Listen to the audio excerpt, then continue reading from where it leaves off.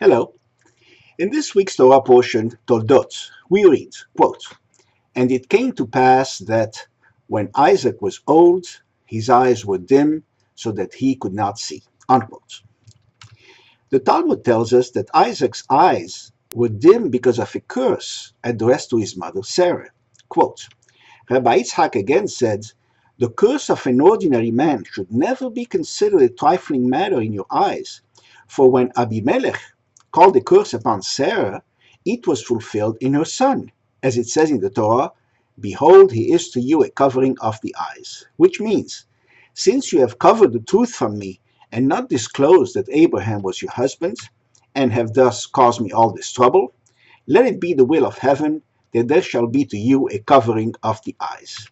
And this was actually fulfilled in her seed, as it is written, "And it came to pass that when Isaac was old, and his eyes were dim, so that he could not see."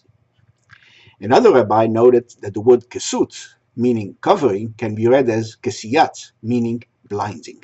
Unquote. The Talmud makes a similar argument for blessings. Both blessings and curses are effective, no matter who pronounces them. The verbal call for good or bad things to happen to a person carries with it the power to make them happen. So deeply rooted is this belief that the Torah prohibits cursing outright. Quote, "He who curses his father or his mother shall surely be put to death. You shall not curse the ruler of your people. You shall not curse even the deaf." Unquote. The implication of the latter is that this is not just a psychological phenomenon because the deaf can't hear you. It is real. Your curse will come to pass. The most dreaded Torah portion is Ki Tavo, where God lists all the curses to befall those who will not follow his commandments. That section is called Tochecha, chastisement, and is read in the synagogue in a low voice. It opens with, quote, "But it shall come to pass, if you will not listen to the voice of the Lord your God, to take care to do all his commandments and his statutes which I command you this day, that all these curses shall come upon you and overtake you." Unquote. What follows is a long string of dreaded curses, beginning with, "Cursed shall you be in the city, and cursed shall you be in the field," and ending with, quote, "Also every illness and every plague that is not written in this book of the Torah, the Lord will bring it upon you, until you are destroyed." Unquote. So the list is not even exclusive. What you dread the most, whatever it is, shall happen to you. If what you fear the most is to be confined in a room full of cockroaches, well, that's exactly what will happen to you. The Talmud frequently emphasizes the tremendous power of speech. Here's a story attesting to that.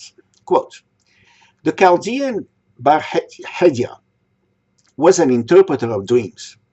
He used to give a favorable interpretation to those who paid him, and an unfavorable interpretation to those who did not pay him. The sages Abaye and Rava each had a dream.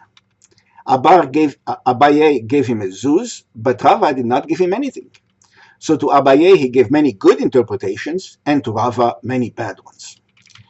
One day Rava learned the teaching, what actually happens follow the interpretation given to dreams. He understood that the interpreter was making these bad things happen to him, and exclaimed, 'You wretch! It all depended on you, and you gave me all this pain. May it be God's will that you be delivered up to the Roman government, and that they have no mercy on you.' Bar Hedia said to himself, 'What am I to do?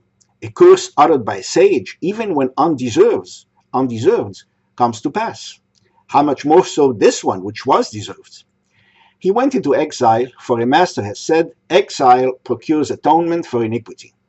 He fled to the Romans, but refused to interpret dreams for them unless they paid him. They refused, and bad things happened to them, so they executed him." Unquote. The Talmud further says, a curse by a sage is effective even if undeserved.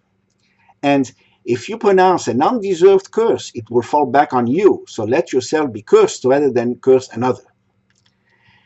Also, Rabbi Hanan said, "He who invokes the judgment of heaven against his fellow is himself punished first." Rabbi Abahu said, "A man should always strive to be persecuted rather than to persecute." And also, if a woman curses her parents-in-law in the presence of her husband, he can divorce her without the compensation written in their ketubah. The prayer book also addresses curses. After the Amidah, we say, "May my God guard my tongue from evil and my lips from speaking deceitfully. And to those who curse me, let my soul be silent, and let my soul be humble like dust to everyone." Modern times have brought with them their own crop of belief in curses. For example, envy causes harm. This is the so-called evil eye. Compliments are frequently followed by kenahora, kenayin hara, or beli ayin hara, without the evil eye. There is a curse of Jewish mystical origin called the Pulsa Denura. This is an Aramaic word for lashes of fire. It is a ceremony that blocks divine forgiveness of someone's sins, so all the curses in the Torah befall him and he dies. The source is to be found in Hebrew magical manuals. The origin of the phrase is in the Talmud. The angel Metatron, in Tractate Hagiga, makes a mistake and is lashed with 60 lashes of fire, or Pulsei Denura. The best-known cases were applied to Israeli prime ministers. In October 1995, members of Israel's Gush Emunim, Bloc of the Faithful, recited the Pulsa Denura against Yitzhak Rabin. Rabin was assassinated within a month. In July 2005, opponents of the Gaza pullouts recited one against Ariel Sharon. 6 months later, Sharon had 2 strokes and fell in a coma, dying in 2014 without awakening. In fact, there is an Israeli saying, "You have not made it in Israeli politics until you've been cursed by the Pulsa Denura." Needless to say, this procedure is not sanctioned by the rabbis. In American law, there is the curse of Tecumseh. The Indian leader Tecumseh was defeated by William Henry Harrison in the Battle of Tippecanoe in 1811. He then issued a curse, predicting death in office to any president elected in years that are multiples of 20. This actually happened to his initial target, President Harrison, who was elected in 1840, and also to President Lincoln, Garfield, McKinley, Harding, Roosevelt, and Kennedy. Reagan, elected in 1980, was shot but survived. Bush, elected in 2000, survived a close assassination attempt when a grenade thrown at him and the president of Georgia in 2005 failed to explode. So, what do we conclude? Do curses really have power of their own, or do they affect you only if you believe in them? Is there telekinesis, mind over matter? Are there powers of the brain we haven't learned to control? There are many claims, but no reproducible evidence so far. Let us give the last word to the Lubavitcher Rebbe. He said, "There is no reason to be afraid of curses. To bring God's blessings, increase your study of Torah and your observance of commandments.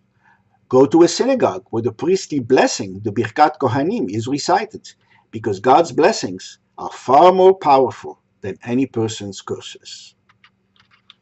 Shabbat Shalom.